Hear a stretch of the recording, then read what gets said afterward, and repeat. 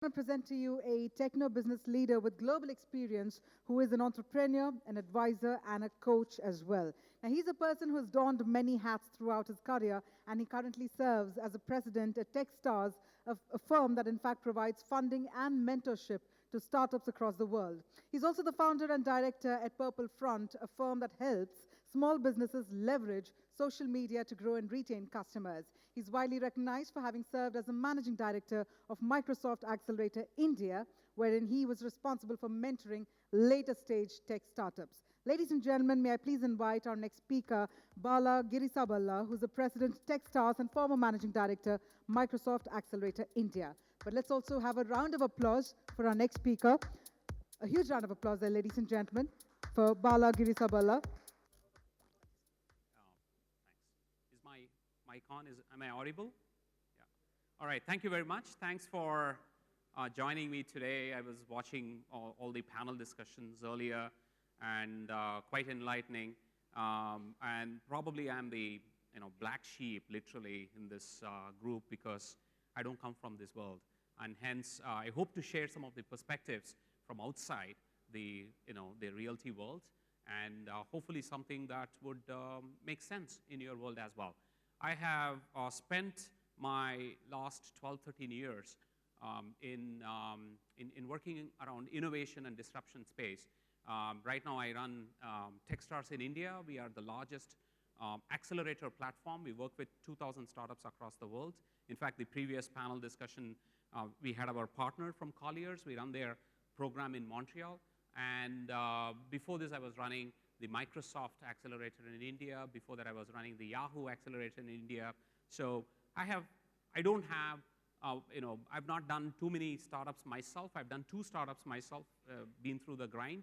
But I've seen at least about 3,000, 4,000 startups go through their life journey, and that kind of gives me a broader sense of what goes on in this space. And a lot of people ask me this question, and we saw that in the panel as well, is that what is innovation and what is disruption? Where is it? I don't see it, right? So I see my business, but where is innovation and disruption which is coming in? Is it going to be a big deal for me? Is it going to how is it going to affect my business, kind of a question? And I always tell them, look, there are, obviously, every business wants to do a better job than what they did last year. So there is innovation baked in because every business, every healthy, successful business always has smart people, and they want to always do better than what they have been doing. So that's given. But there are many times in your business cycles where something comes completely from the left field and you're not prepared for it. And it may not happen every day, but it will surely bound to happen at certain cycles that the industry goes through. And that's what we call disruption. I don't have presentation, but I'll give you one simple, you can even Google it up, this image that in 1900, if you were to, there was an image of the New York street in Fifth Avenue. And if you were to see that street, there were hundreds of horse-driven carriages. You can actually look up this image. And there's like one automobile, right? In 15 years, in 1915, the same street, taken from the same angle, hundreds of automobiles, and there was like 1 or 2 carriages, horse-driven carriages. That to me is a absolute epitome of what disruption can do. In 15 years, the whole landscape has changed. And in 1900, if you were to pick anybody and ask them, hey, you saw that automobile, what do you think about it? They'll say, yeah, that's fancy, but that's not, it's not going to change my world. It's not going to affect me. And all it took is about 15 years, and suddenly the whole thing has completely changed. And this example is not new to us because we have lived this in the past 10 years in our own lives.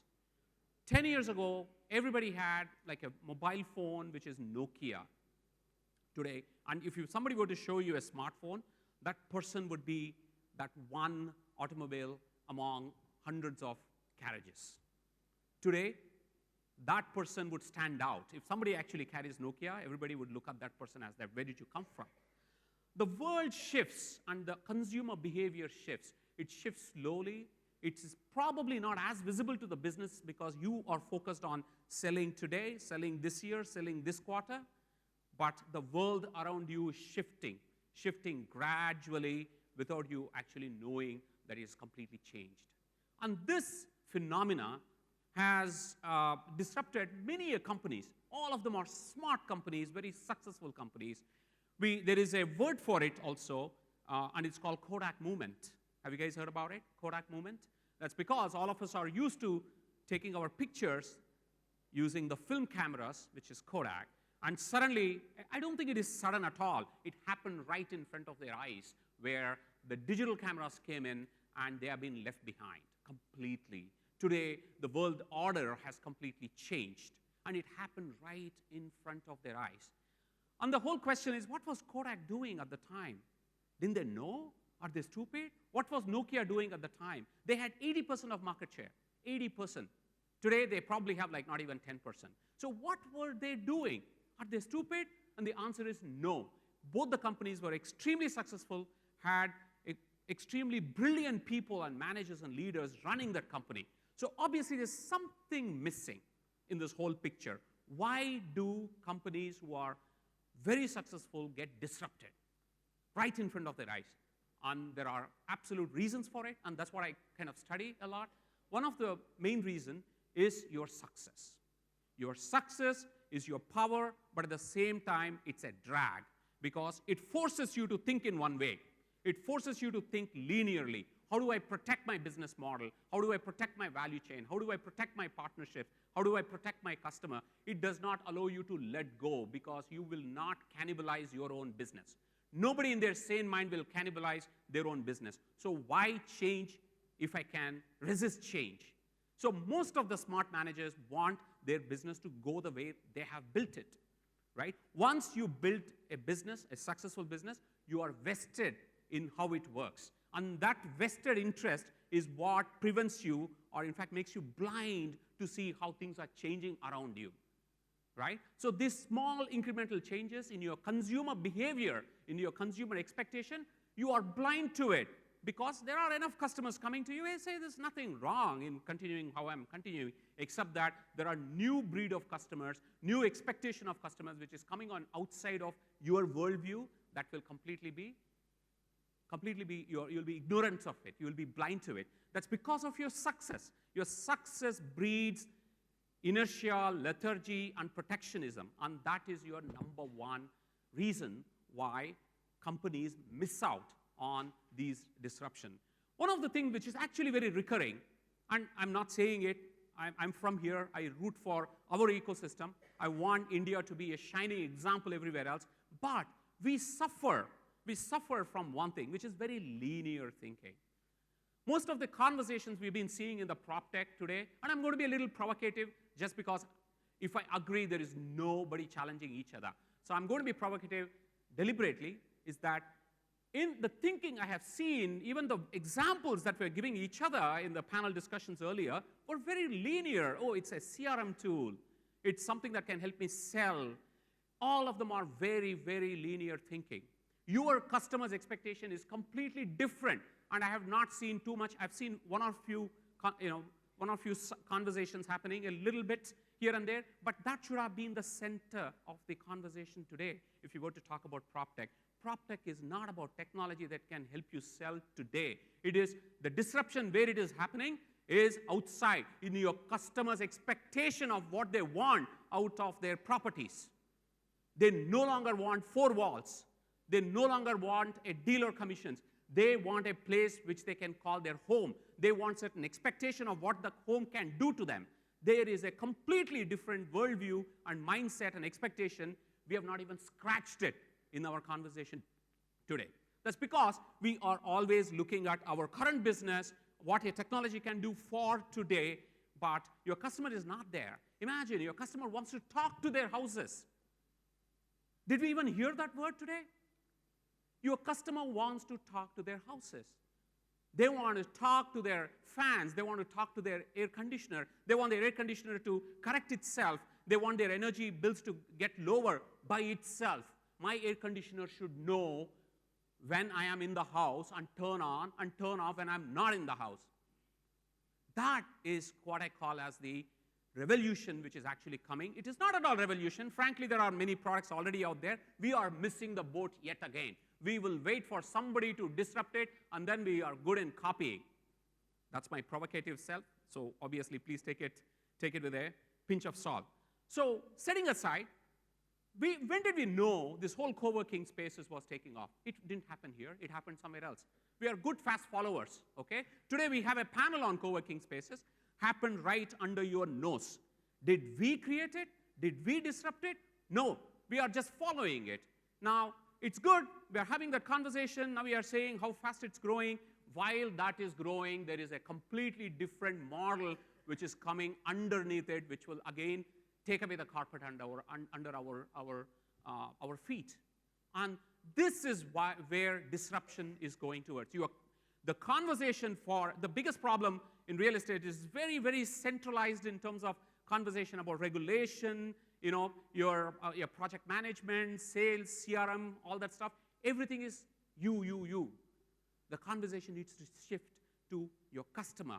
What is my customer's expectation? Go deeper in it, and then you will find tremendous amount of disruption waiting to be given birth. And the reason you don't think is because you have today's problem to solve. You've got like 80-90% of your energy goes into solving today's problem. I don't blame. So when are you going to find time and energy to get into your customer's skin and look for ideas that will change your industry? And I guarantee you, 5 years from now, this same stage will have completely different words. But by then, it would have already changed your world. Now, the question is, you can predict it.